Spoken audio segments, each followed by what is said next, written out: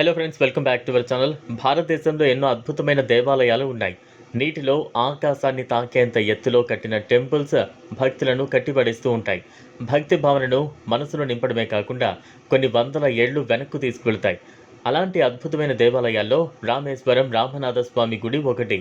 హిందువులకు వారణాసి తర్వాత రామేశ్వరం అత్యంత ముఖ్యమైన ప్రదేశంగా నిలుస్తోంది. హిందువులు జీవితకాలంలో ఒక్కసారైనా ఈ రెండు పుణ్యక్షేత్రాలకు వెళ్లాలని భావిస్తారు. మరి రామనాథ స్వామి ఆలయం విశేషాలు ఇప్పుడు తెలుసుకుందాం. రామాయణం ప్రకారం రాముడు 14 ఏళ్ల పాటు వనవాసం పూర్తి చేసుకున్న తర్వాత రామేశ్వరంలో చాలా సమయం గడిపాడని చెబుతారు. రావణుడిపై విజయం సాధించిన తర్వాత రాముడు తన సోదరుడు లక్ష్మణుడు, హనుమంతుడు, వారి వేలాది వానర సైన్యం సహాయంతో రామేశ్వరం చేరుకున్నారని నమ్ముతారు. ఈ పుణ్యక్షేత్రంలో రాముడు శివుణ్ణి ఆరాధించి కొలిచాడని, అందువల్ల ఇక్కడ శైవ, వైష్ణవ మతాలు మెర్జ్ అయ్యాయని విశ్వసిస్తారు. అలాగే రామేశ్వరాన్ని భారతదేశంలోని జాతీయ పుణ్యక్షేత్రాల్లో ఒకటిగా ప్రకటించారు. 38 మీటర్ల ఎత్తైన గోపురం తమిళనాడులోని రామేశ్వరం పట్టణంలో ఉన్న రామేశ్వర స్వామి ఆలయం ప్రతి పర్యాటకుణ్ణి ఆకట్టుకుంటుంది.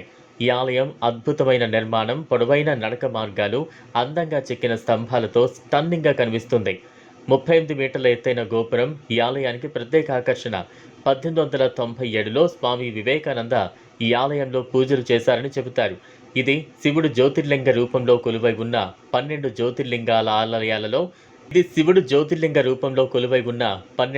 జ్యోతిర్లింగాల ఆలయాలలో ఒకటి. ఈ ఆలయాన్ని సందర్శించాలనుకునే వారు ముందుగా కొన్ని విషయాలు తెలుసుకోవాలి. నమ్మకాలు, నిర్మాణ శైలి. ఈ గుడికి వెళ్లే భక్తులు ఆలయ ప్రధాన గర్భగుడిలోకి ప్రవేశించే ముందు ఆలయానికి సమీపంలో ఉన్న పవిత్రమైన అగ్నితీర్థం అనే బీచ్లో స్నానం చేయాలి. ఇలా చేస్తే శరీరం, ఆత్మ శుద్ధి అవుతాయని, శివుడి ఆశీర్వాదం లభిస్తుందని నమ్ముతారు. 12 స్తంభాలతో నిర్మితమైంది. ఈ స్తంభాలు రామేశ్వర ఆలయానికి బలమైన పునాదిని అందిస్తాయి. ఈ స్తంభాలలో ప్రతి ఒక్కటి అద్భుతమైన హిందూ శిల్పాలతో అందంగా కనిపిస్తాయి. అలాగే ఈ ఆలయంలోని ప్రతి స్తంభం ఎత్తు 30 అడుగులు.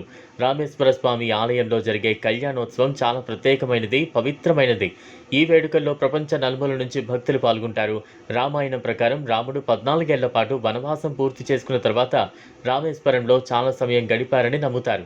తర్వాత రాముడు తన సోదరుడు లక్ష్మణుడు, హనుమంతుడు, వారి వేలాది వానర సైన్యం సహాయంతో రామేశ్వరం చేరుకున్నారని నమ్ముతారు.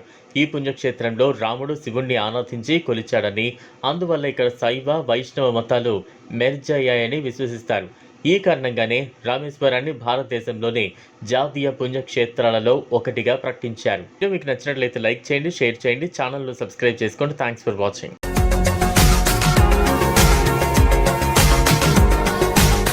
మరిన్ని అప్డేట్స్ కోసం మా ఛానల్ని సబ్స్క్రైబ్ చేయండి.